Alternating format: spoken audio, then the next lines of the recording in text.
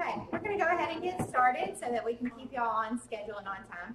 I'm Susie Jobin. I'm the Marketing and Events Manager here at the Chamber. So the Expo is my labor of love for the next couple of months. If you have questions about logistics, setup, anything like that, I'll be your contact. You can email me at susie.jobin@etowahchamber.org and I'll get some cards for you. Or just events@etowahchamber.org. That goes straight to me as well. Whitney Carter is going to be helping me present today on Expo and what you need to know. We're going to try and cover it in 3 segments: before, what you need to be doing beforehand, and what you need to know about setup. What you need to do during the Expo. We're going to share some engagement ideas and have you guys brainstorm and help each other with some engagement tips. And then follow up after the Expo. So before, during, and after. Any questions before we get started? Okay, hopefully we'll cover anything that you're thinking. And did I miss anybody when I was giving booth assignments? Did everybody? Okay. Did we hit play on this? I did. Okay, we're recording this to post later. So if you miss anything, you'll be able to go back and watch it later. Okay, so your booth contains a chair, 2 chairs, a table. You'll have a tablecloth on your table, and you'll have a little trash can. You'll also have a little sign that just identifies your booth. It's not meant to advertise so I wouldn't use it as like your primary signage for the event. I would definitely have something else because it's just going to be a small identification to help you and to help us find your booth on setup day. If you need extras, tables, chairs, anything like that, let us know ahead of time so we can have that in your space before you get there.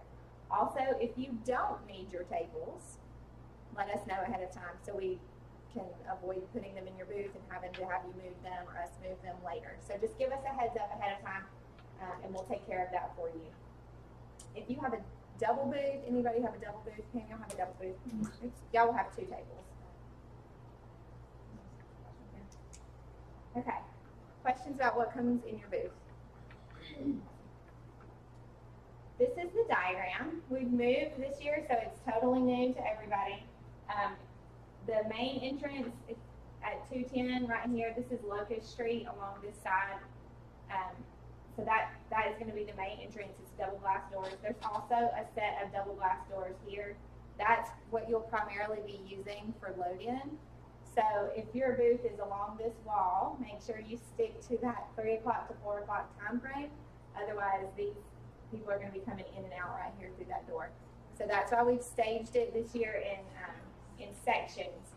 So if you're in this green section from like F8 through F4 through 9, then you're in the 1 o'clock to 2 o'clock time frame. So on August 20th, you can set up between 1 and 2 o'clock. And that's just your load in. You can keep setting up after that. You just have to have everything loaded in between 1 and 2. If you're in the blue section up against the stage or on the ends here, then you're in the 2 to 3 o'clock time frame. And then if you're at the orange sections on the ends, then you can load in between 3 and 4 on August the 20th. And then anybody can load in, if you don't finish up, between 8 and 10 the next morning before the Expo starts at 11. Questions about that? Does that make sense? Okay, if you can't... Keep us out at 3. I'm sorry? You're going to keep us out at 3? No.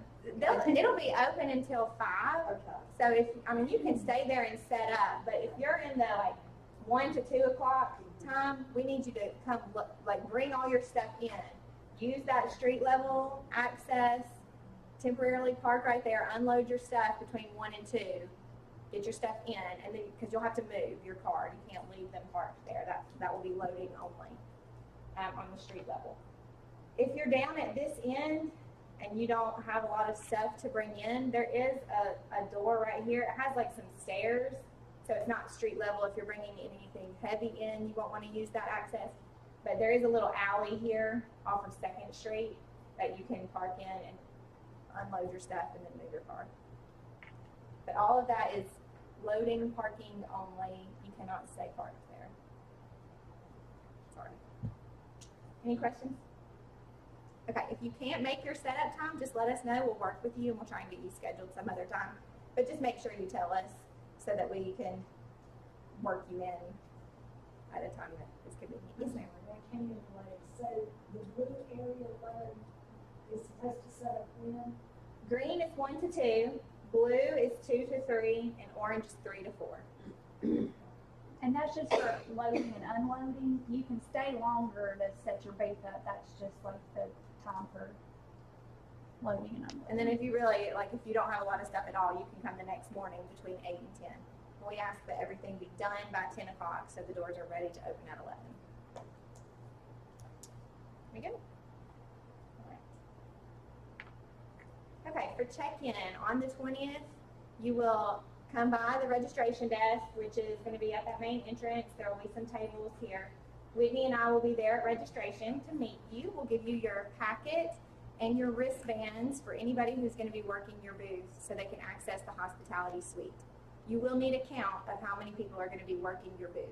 So if you have 5 or 6 people working your booth throughout the day, that's fine. Just tell us so we can give you the right number of wristbands. The hospitality suite will have your lunch, and you know, if you want to make sure that the right people get the right lunch, and we'll be serving drinks and stuff in there too for you. The hospitality suite is open throughout the day, so if you need to take a break, you can use it anytime, and then lunch will be scheduled. Okay, so you'll get your packet, we'll walk you to your booth, we'll make sure you have everything you need, and then you'll be good to set up. Like I said, loading is available at street level on Locust Street or with some stairs on the alley off of 2nd Street, and that is just temporary parking, so you'll have to load, unload, move. Okay, so that's all the boring stuff. Now we'll talk about the more fun stuff. We ask that you help us promote the event. It's really best for all of us if we're all promoting the event, because we're just going to flood everybody's news feeds and inboxes with information about the expo, so nobody can say they didn't know about it. We'll start about 2 weeks ahead of time. We'll do some scheduled posts. Try and follow the event and share those. We'll also send the week of, probably the Friday before, we'll send you a little thing that you can use for your profile picture that says, come find me at the expo, and it'll have the date and time and everything on it. So we just want to make sure that we're getting the word out there as much as we can.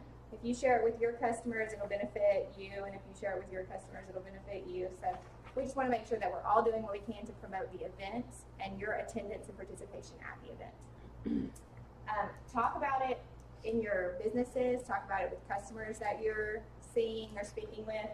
Tell them about your experience at the expo. If you met someone 2 years ago and it turned into a really profitable business relationship, share that story, because we get people in as attendees, we show them the value, we grow them to be participants, and it really benefits us all when we can grow the event. So make sure you're sharing those positive experiences in any way that you can, and just talk about it.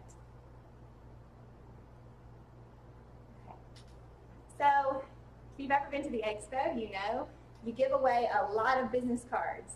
You need to have tons of business cards or whatever collateral it is that you're going to be giving out that has your contact information on it. Have tons of it. We've had people give away entire boxes of business cards at the event, so just make sure you have plenty.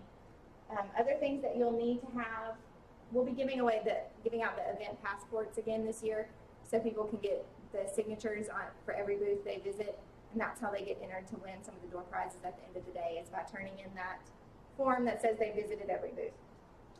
So make sure you have like a stamp or a sticker, whatever it is that you want to use to indicate that they visited your booth.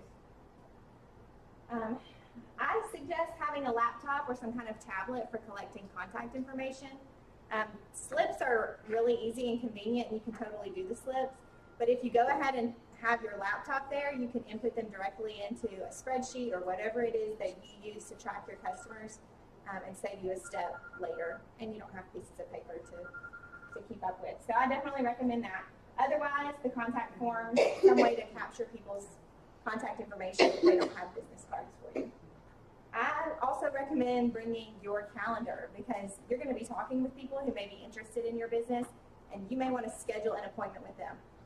Don't wait. Go ahead and have your calendar there so that you can schedule that appointment on the spot with them. Drawing slips. If you're going to have door prize, make sure you have drawing slips. Promotional items, of course. If you plan to sell anything, anybody selling No? Okay. If you're selling, you do have to have a business license and you'll have to pay sales tax to the city of Gadsden. And of course, always have a positive attitude. It will definitely help bring more traffic to your booth if you're smiling, engaging, and enjoying yourself. And on the note of engagement, I'm going to turn it over to Whitney and let Whitney talk about how to make sure you're doing your best to engage the attendees. All right.